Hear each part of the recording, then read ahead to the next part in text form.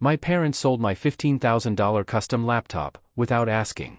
They said it was for my sister's vacation. I laughed at first, until they realized what they'd actually done. This story is titled, "While I Was Working Overtime, My Parents Sold My Laptop to Pay for My Sister's Vacation." When I asked about it, Mom smirked, "You should be happy she finally gets to relax." I chuckled, and she snapped, "What's so funny?" Her face went white when I said, "Because that laptop they sold was." Hey everyone, before we jump into today's video, I need your help. We've noticed the channel is losing some traction, and subscribing is one of the best ways you can support us. It's quick, and it helps us keep bringing you awesome content. Your support means the world. Let's keep this channel growing together. Thanks so much. Now, let's start the video. My name is James. I'm 28 years old. And if there's one thing I've learned in nearly 3 decades of living, it's that being dependable makes you invisible. I was the son who never caused problems. The one who paid bills when rent came up short. The one who fixed computers when they crashed, helped with homework when Emily struggled with algebra, and covered car insurance when Dad's paycheck didn't stretch far enough. Emily, my younger sister by 3 years, was everything I wasn't. Spontaneous, charming, and somehow always in need of rescue. Growing up, she was the one who got dance lessons while I mowed lawns to pay for my own school supplies. She was the one who got a car for her 16th birthday while I rode my bike to work. She was the one who never heard the word no while I learned to stop asking for things I needed. My parents saw her as their butterfly, delicate and deserving of protection. They saw me as their insurance policy, steady and ready to catch whatever fell through the cracks. Mom would say it with pride sometimes, like it was a compliment, "James always figures things out. He's so capable." What she really meant was that I didn't complain when I had to figure things out alone. I worked as a software consultant, building custom programs for small businesses. It wasn't glamorous, but I was good at it, really good. I'd spent years developing specialized software packages, learning encryption protocols, and building relationships with clients who trusted me with sensitive data. My work required long hours, often pulling double shifts to meet deadlines. But I never minded. It kept me busy and gave me a sense of purpose that my family life never could. For the past 2 years, I'd been working on something big, a proprietary system for a medical practice that handled patient records with military-grade encryption. The client was paying me $15,000 for the completed project. But the real value was in the intellectual property, the algorithms, the security protocols, the custom interfaces. Everything was coded from scratch. It lived on my laptop, a specialized workstation I'd built specifically for this kind of high-level development work. That laptop was my lifeline. It contained not just the medical software, but 3 other major projects in various stages of completion: client databases, encrypted communications with overseas partners, and financial records that proved every transaction I'd made over the past 5 years. Without it, I'd lose months of work and tens of thousands of dollars in commitments I could no longer fulfill. I thought my family understood how important my work was. I'd explained it enough times, especially when they'd asked me to skip client calls to help with some family crisis or another. Emily's car trouble, Mom's computer acting up, Dad needing help with taxes. I always tried to help, but I also tried to explain that my work had deadlines, contracts, people depending on me. They'd nod and say they understood, but I don't think they ever really did. To them, I was still the son who fixed things, who had money when they needed it, who could drop everything to solve their problems. The fact that I worked from home made it seem like I wasn't really working at all, like my time was just sitting there, available whenever they needed it. The betrayal happened on a Tuesday. I'd been working for 14 hours straight, trying to meet a deadline for the medical practice software. My eyes were burning. My back ached from hunching over the keyboard, but I was close to a breakthrough. I'd finally cracked the encryption issue that had been stumping me for weeks. I saved my work, backed everything up to 3 different locations, and finally stumbled to bed at 3 a.m. I woke up around noon, groggy but satisfied. I had a few hours before my next client call, so I figured I'd grab some coffee and review yesterday's progress. That's when I walked into my room and stopped cold. My desk was empty. Not just cluttered, not just messy, completely empty. The space where my laptop had been sitting for months looked wrong, like a missing tooth. I stared at it for a full minute, my brain refusing to process what I was seeing. I walked through the house slowly, checking every room. Maybe I'd moved it somewhere and forgotten. Maybe Dad had borrowed it for something. Maybe it was charging somewhere else. But deep down, I already knew. The sick feeling in my stomach was telling me exactly what had happened. I found Mom in the kitchen, casually flipping through a magazine like it was any other Tuesday afternoon. She looked up when I walked in, smiled, that satisfied smile she got when she'd accomplished something she was proud of. "Where's my laptop?" I asked. My voice was calm, but my heart was starting to race. Mom didn't even pause. We sold it to pay for Emily's vacation, she said. You should be happy she finally gets to relax. The words hit me like a physical blow. I felt my knees go weak, my vision blur for a second. You what? Emily's been so stressed with her new job, Mom continued, turning a page of her magazine. She deserves a break. That laptop was just sitting there collecting dust anyway. You never even used it. I almost laughed. Never used it. The laptop that I'd been working on literally every single day for the past 6 months. The laptop that contained my entire business, my entire livelihood. Never used it. How much did you sell it for? I managed to ask. $800, Mom said proudly. The man at the pawn shop said it was a good deal. We put it right toward Emily's cruise. She's so excited. $800. They'd sold my $15,000 custom workstation to a pawn shop for $800. I felt something break inside my chest, like a wire snapping under too much pressure. That's when I started to chuckle. Just a quiet sound, almost under my breath. I couldn't help it. The absurdity of it, the complete insanity of what had just happened, it was almost funny. Mom's head snapped up. What's so funny? Her tone was sharp now, irritated, like I was being inappropriate, laughing when I should be celebrating Emily's good fortune. I looked at her for a long moment, still chuckling quietly. Her face was starting to change, confusion creeping in around the edges of her smile. Because that laptop they sold was worth $15,000, I said finally. It's a custom workstation loaded with proprietary software I developed for my consulting clients. The encryption alone makes it worthless to anyone else. The color started draining from her face, but I wasn't done. But here's the really funny part, I continued, my voice getting quieter, colder. That worthless son just lost his primary income source. The medical practice contract, the banking software, the retail management system, everything was on that machine. Guess who won't be covering your mortgage payments anymore? Mom's magazine slipped from her hands and hit the floor. Hope Emily's vacation was worth your house, I finished. I walked back to my room and closed the door behind me. The empty desk stared at me like an accusation. I sat down in my chair and just looked at that blank space, trying to process what had just happened. My entire business was gone. Not just delayed, not just inconvenienced, completely destroyed. The medical practice would probably sue me for breach of contract when I couldn't deliver their software. The banking client would terminate our agreement immediately. 3 other smaller projects, all with strict deadlines, were now impossible to complete. I thought about calling the pawn shop, but I already knew it was too late. Whoever bought my laptop would never be able to use it. The encryption I'd built into the system was military grade, tied to my biometric data and security keys that existed nowhere else. They'd essentially bought a $15,000 paperweight. The worst part wasn't even the money, though. That was devastating enough. It was the time. Years of work gone in an afternoon. Relationships with clients I'd spent months building, destroyed because I couldn't deliver what I promised. My reputation in the consulting world, finished before I'd even had a chance to defend myself. I thought about confronting Dad when he got home from work. I thought about calling Emily and explaining what her vacation had cost me. I thought about a lot of things, but mostly I just sat there in the silence of my empty room, feeling something fundamental shift inside me. For years, I'd been the family's financial safety net. When the car needed repairs, when the roof started leaking, when Emily needed money for college textbooks, I'd been the one they called. I'd never said no, never asked for anything in return except basic respect for my work and my space. They'd taken the one thing that generated the money they relied on, sold it for a fraction of its value, and used the proceeds to fund Emily's leisure time. They hadn't asked, hadn't consulted me, hadn't even considered what it might mean for my ability to keep supporting them. The message was clear, I wasn't a son. I was a resource. And when they needed that resource converted to cash, they'd done it without a second thought. I sat there until the sun started to set, watching shadows creep across my empty desk.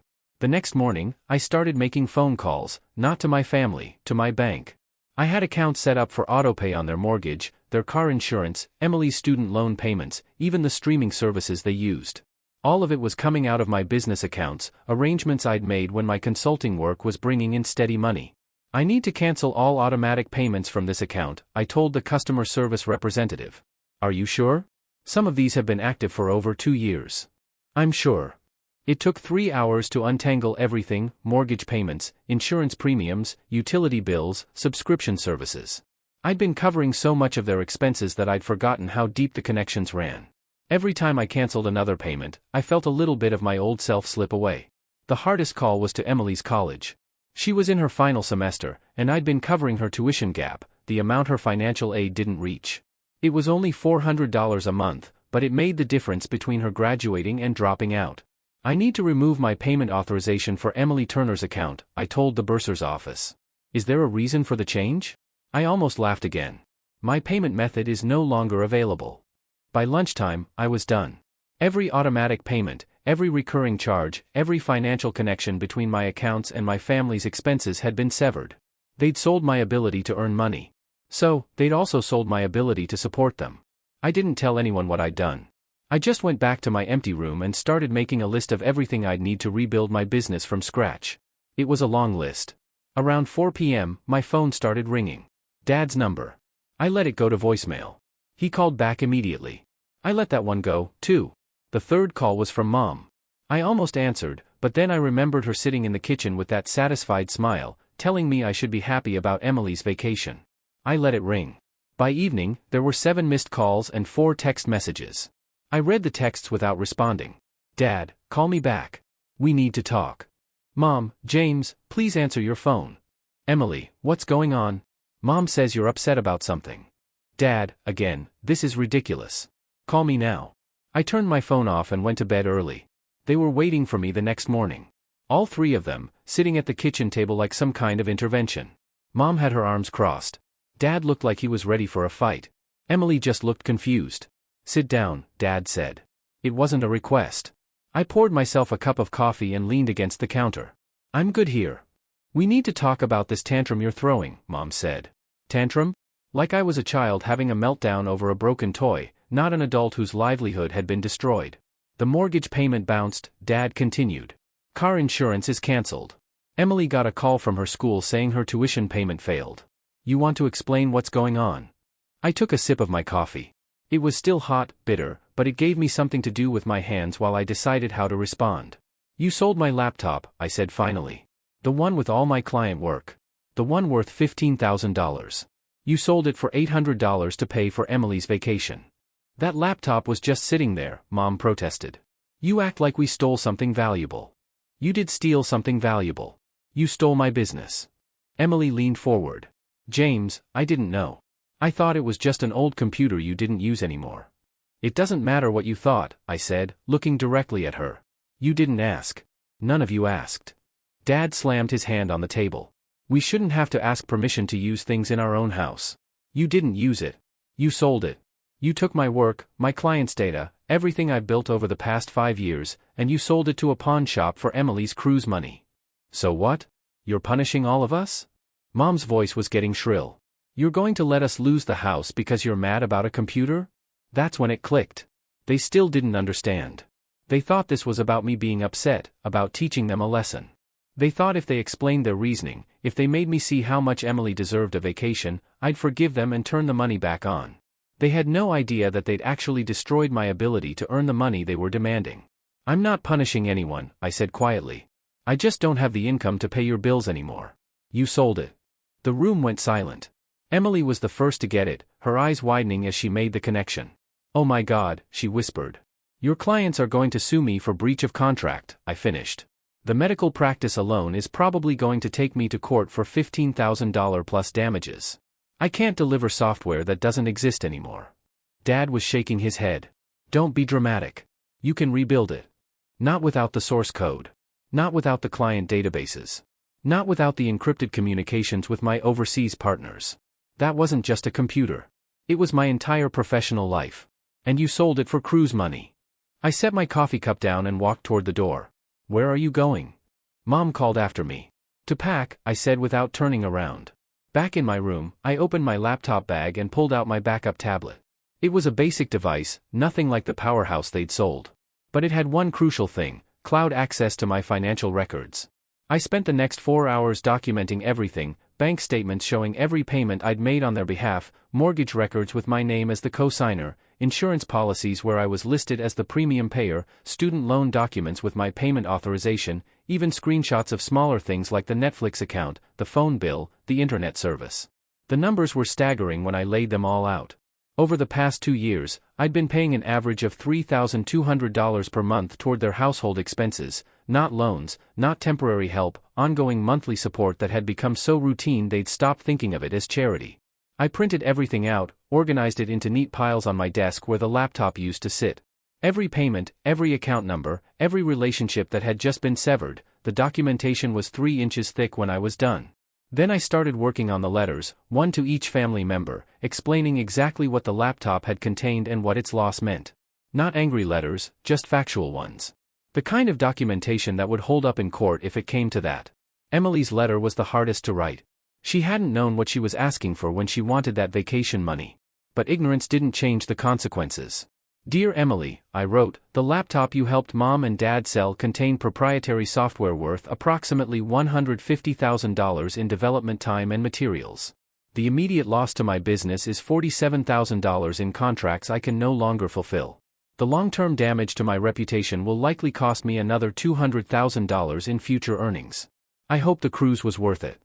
I sealed each letter in its own envelope and set them on the stack of financial records. By the time I was finished, it was getting dark outside. I could hear them talking in the living room, voices low but intense, probably planning their next approach, figuring out how to make me see reason. I started packing. Not everything, just the essentials, clothes, important documents, the few things that were actually mine rather than family belongings I'd helped pay for. It all fit into 2 suitcases and a backpack. I was almost done when I heard Dad's footsteps in the hallway. Dad didn't knock. He just opened my door and walked in, like he'd done when I was a teenager. He stopped short when he saw the suitcases. What is this supposed to prove? He asked. I gestured to the neat piles of documentation on my desk. Those are copies of every financial relationship I had with this family. Every payment I made, every account I guaranteed, every dollar I contributed to keeping this household running. He glanced at the papers but didn't move to look at them closely. You're being ridiculous, he said. So, we made a mistake. We'll make it right. We'll get your computer back. The laptop is encrypted, I said patiently. Whoever bought it can't use it. The data is gone forever. There's no getting it back. Then you'll rebuild it. With what money? You just cost me every client I had. The medical practice is going to sue me. The banking software project is dead. I'll be lucky if I don't have to declare bankruptcy. Dad was getting angry now, his face reddening. Don't try to guilt trip us. You've been living here rent-free for 3 years. That's when I picked up the mortgage documents and handed them to him. I've been paying 2/3 of the mortgage for 3 years, I said. My name is on the loan as a co-signer. Technically, I own more of this house than you do. He looked down at the papers, scanning the numbers. His expression started to change. And the car insurance, I continued, handing him another stack. And the health insurance, and Emily's student loans, and the internet bill you're using to complain about me on Facebook. With each document, Dad's posture shifted. The righteous anger was draining out of him, replaced by something that looked like panic. We can work this out, he said finally. Just tell us what you want. I want my laptop back. I want my client data restored. I want my business relationships intact. Can you do that? He was quiet for a long moment. No, he admitted. Then there's nothing to work out. I handed him the 3 letters. Give these to Mom and Emily. Everything they need to know is in there. Dad looked down at the envelopes, then back at me. Where will you go? I'll figure it out. I always do. I picked up my suitcases and walked past him toward the door. In the hallway, I could hear Mom crying in the kitchen. Emily was on the phone with someone, her voice high and anxious. At the front door, I turned back one last time. Dad was still standing in my doorway, holding the letters. For what it's worth, I said, I hope Emily enjoys her cruise. I hope it's everything she dreamed it would be, because it cost me everything I worked for. I walked out and closed the door behind me. 3 weeks later, I was living in a studio apartment across town, working retail at an electronics store while I tried to figure out how to rebuild my consulting business. It wasn't glamorous, but it was honest work. And nobody could sell my livelihood out from under me while I was sleeping. The fallout happened exactly as I'd predicted. The mortgage payment bounced, triggering penalty fees and a nasty call from the bank. The car insurance lapse left Dad scrambling to find new coverage at a much higher rate. Emily's tuition payment failure put her enrollment in jeopardy just weeks before graduation. But the real damage was to their social standing. When Mom tried to explain the situation to her friends, she had to admit that they'd sold my work computer without permission. When Dad complained about me to his coworkers, they asked why he'd been relying on his son's income to pay his own bills. Emily's cruise was a disaster. She spent the entire week worried about her tuition situation, checking her phone constantly for updates from the financial aid office. Her Instagram posts from the ship looked forced, desperate attempts to prove she was having the vacation she destroyed my career to afford. The letters I'd left behind did their work. Each one laid out the financial reality in terms they couldn't ignore or reinterpret. Mom tried to call me twice, but I let both calls go to voicemail. Her messages were rambling apologies mixed with justifications, the sound of someone who finally understood the scope of what they'd done but couldn't quite accept responsibility for it. Dad showed up at my apartment once, unannounced. I watched him through the peephole, standing in my hallway with his shoulders slumped, holding what looked like another letter. I didn't open the door. After 10 minutes, he slipped the letter under the door and left. I read it later. It was an apology, sort of. An acknowledgement that they'd misunderstood the value of my work, mixed with hints that they hoped we could move past this soon. At the bottom, almost as an afterthought, he'd written, "The house is going into foreclosure next month. Emily had to withdraw from school. We understand if you can't help, but if there's anything you can do." I folded the letter and put it in the drawer with all the other documents from this mess. Maybe someday I'd need it for something. Maybe not. The electronics store where I worked had a decent manager, someone who understood technology and valued employees who actually knew what they were talking about. After a month of working there, she offered me a chance to help with their business consulting services. It wasn't the same as running my own practice, but it was a start. 6 months later, I'd saved enough money to put down a deposit on a better apartment. Not fancy, but it had a separate room I could use as an office space for the new workstation I was slowly building. I was taking on small freelance projects again, rebuilding my reputation one satisfied client at a time. I never did hear how Emily's story ended, whether she managed to finish school, whether she found another way to pay for her degree, whether she ever understood that her cruise had cost someone else their future. I hope she learned something from it, but that wasn't my responsibility anymore. The last contact I had from my family was a text message from Mom, sent on my birthday, "Thinking of you today. Hope you're well. Love, Mom." I stared at it for a long time before deleting it without responding. Some bridges, once burned, aren't meant to be rebuilt. I was learning that independence isn't just about having your own place or paying your own bills. It's about understanding that your value doesn't come from what you can provide to other people. It comes from respecting yourself enough to walk away when others don't respect you. 3 years later, I own my own consulting firm again. Different clients, different projects, but the same passion for solving complex problems through technology.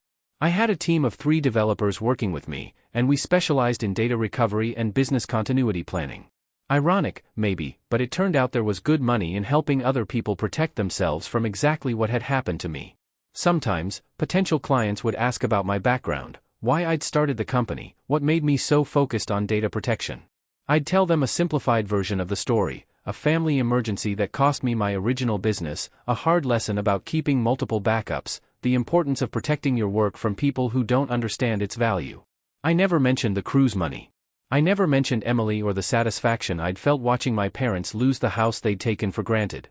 I never mentioned the quiet sense of justice that came with knowing that their betrayal had ultimately made me stronger, more careful, more successful than I'd ever been before. Some stories are too personal to share, even when they have happy endings. But sometimes, late at night, when I'm working on a particularly challenging project, I think about that empty desk in my old room. The space where my laptop used to sit before it became cruise money. The moment when I realized that being dependable had made me invisible, and being invisible had made me expendable. That's when I save my work 3 times, back it up to 2 different cloud services, and smile at the security protocols that make sure nobody can ever sell my livelihood again. Some lessons are worth $15,000, even when you can't afford to pay them.